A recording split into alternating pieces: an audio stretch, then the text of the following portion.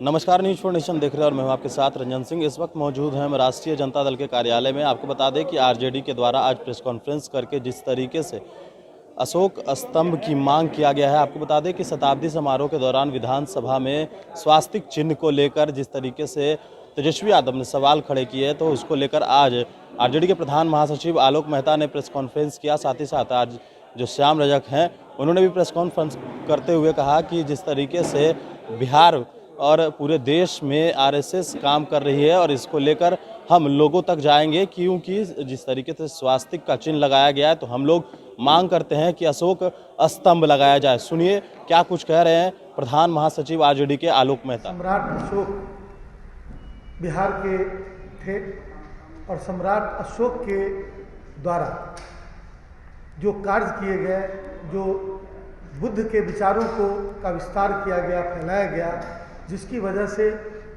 एक soft power को develop किया गया, जिसकी वजह से अंतर्राष्ट्रीय संबंध भारत के बने, और उसको लेकर, उनकी उपलब्धियों को लेकर जब देश आज़ाद हुआ तो फिर संविधान ने अशोक स्तंभ और अशोक चक्र को उसका सिंबल बनाया गया। पूरे देश और दुनिया में अशोक चक्र और अशोक स्तंभ के सिंबल से ही पूरे देश दुनिया में भारत जाना जाता है आज। और हम कह सकते हैं कि यह बिहार वालों की विरासत है, बिहार के गरीबों की विरासत, बिहार के समाज के, बहुजन समाज की विरासत, सभी समाज की विरासत।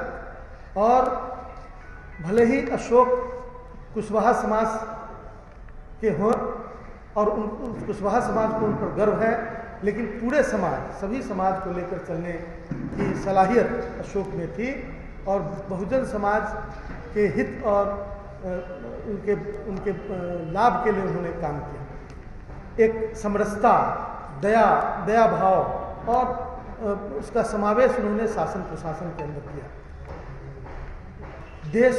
देश में शासन कर रहे आज की भारतीय जनता पार्टी और उनके अलायंस जो है, जिस तरह से सिंबल को हाईलाइट करने की कोशिश की जा रही है, ऐसा प्रतीत होता है कि जैसे बिहार की जो धरोहर है, बिहार की धरती की धरोहर, जिसने पूरे दुनिया पर कभी शासन किया, विचारों का और सम्मान पाया, देश के विभिन्न देशों, खासकर साउथ ईस्ट एशियन कंट्रीज में आज भी उनके विचारों का बोलबाला है।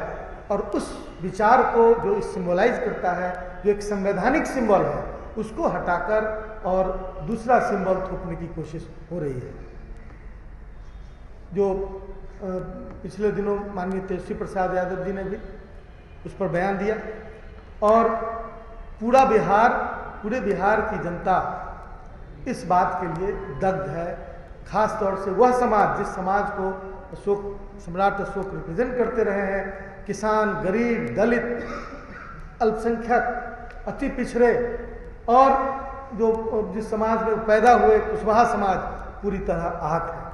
हम पूरे बिहार में इससे संबंधित मुहिम चलाएंगे और लोगों के बीच जाएंगे और इस कार्य का हम विरोध करेंगे। बिहार के अंदर माननीय नीतीश कुमार बिहार के मुख्यमंत्री हैं और इस तरह के मौके पर जब पिछले दिनों सम्राट अशोक की तुलना औरंगजेब से कर दी गई थी और इस तरह से अपमानित करने की कोशिश की जाती रही, तो वैसे में सिंबॉलिकली देते हैं और धन्यवाद देते हैं। और साथ ही श्रवण कुशवाहा जो नवादा से जिनको टिकट मिला और एक समरसता का और एक हिम्मत का काम जो हमारे नेताओं ने किया है, उसके लिए उनको बहुत बहुत साधुवाद।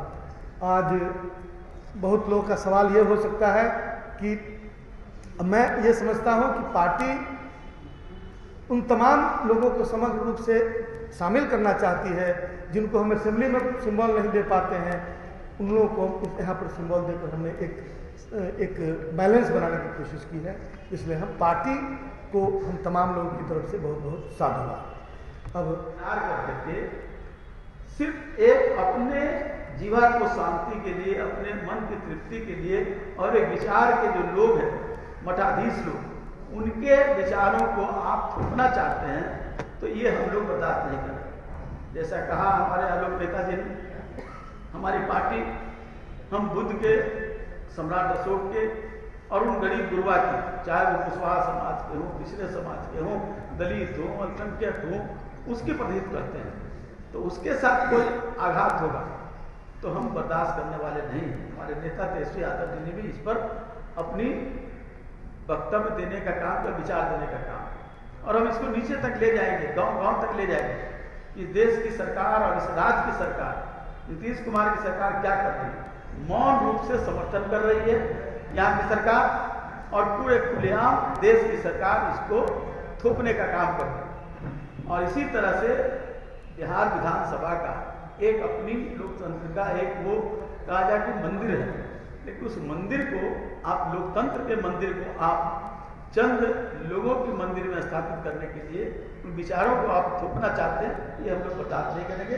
मेरा ये मानना है अभी भी नीतीश कुमार जी चेते और उनके साथ जो अनुयायी लोग हैं वो लोग चेते कि भारतीय जनता पार्टी जिस तरह अपने विचारों को थोप रही है और मौन व्रत करके नीतीश कुमार जी उससे विचारों को सहमति दे रहे हैं, तो देश की जनता, इस राज्य की जनता सर्वधर्म समभाव, सभी विश्वास करते हैं, सबका सम्मान करते हैं, लेकिन अब अपने जो हमारा जो सिंबल है उसको परित्याग करने का काम नहीं करते, उसको छोड़ने का काम नहीं करते। इसलिए अभी भी नीतीश कुमार जी को अपने जहन में लाना चाहिए और उनको इस बदलाव करना चाहिए और अशोक स्तंभ वहाँ लाना चाहिए, उसी का स्तंभ बने, ये मेरी मांग है। कौन सा स्तंभ लगाना चाह रहे हैं? अशोक स्तंभ। वो लोग कौन सा लगाना चाह रहे हैं? अब वो लोग लगा रहे हैं, आप लोग को पता है ना, अब वो भी बताना पड़ेगा वो क्या लगा रहे हैं। वो आप लोग नहीं थे क्या उनके प्रेस कॉन्फ्रेंस में, आप 100 वर्ष पर क्या लगा रहे हैं, यही बताना पड़ेगा। आप लोग तो उसके गवाह। हम कह रहे हैं कि हम गांव-गांव तक जाएंगे और इस पर लोगों को जागृत करके एक जन जागृति पैदा करने का काम करें।